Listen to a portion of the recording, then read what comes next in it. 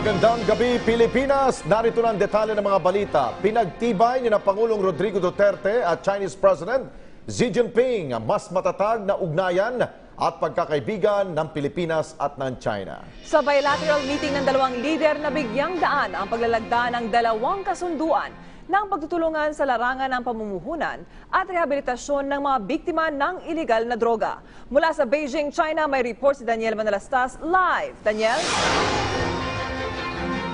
Alex, Kati, higit sa mga kasunduan, pagpapalakas ng relasyon bilang magkaibigan ng Pilipinas at China ang isa sa mga naging sentro ng pag-uusap ni Pangulong Rodrigo Duterte at Chinese President Xi Jinping.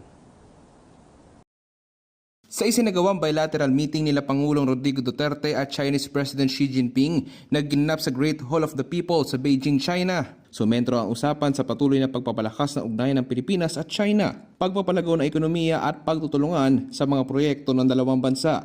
Kasabay din ito ay ang pagdalo ni Pangulong Duterte sa ikalawang Belt and Road Forum, kung saan sinabi ni President Xi na mahalaga ang role ni Pangulong Duterte sa gaganaping event. Binigyan diin naman ni Pangulong Duterte ang agarang implementasyon ng mga nauna na napag-usapan nila ni President Xi sa mga nakalipas na bilateral meeting. Dalawang bilateral agreements na napagkasunduan ng dalawang bansa. Ito ay ang exchange of letters on production capacity and investment cooperation, kung saan magtutulungan ang National Economic Development Authority ng Pilipinas at National Development and Reform Commission ng China.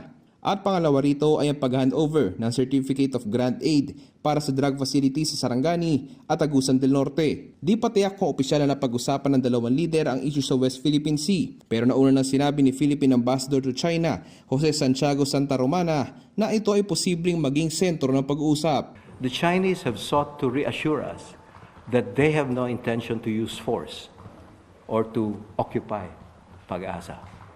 So they have assured us, but you know, the diplomatic action is take them on their word, but verify, and keep your vigilance high. So trust, but verify. So this is our attitude. We welcome any reassurance of, that there won't be any act of force against our people, against our soldiers.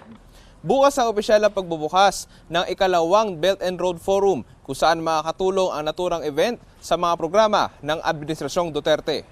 Dalawang araw ang Belt and Road Forum, kung saan inaasahang magsasalita si Pangulong Duterte sa April 27 para sa naturang event.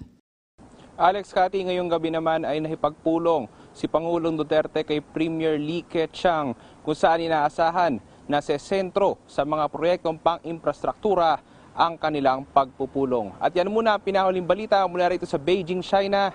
Alex, Kati. Maraming salamat, Daniel Manalastas.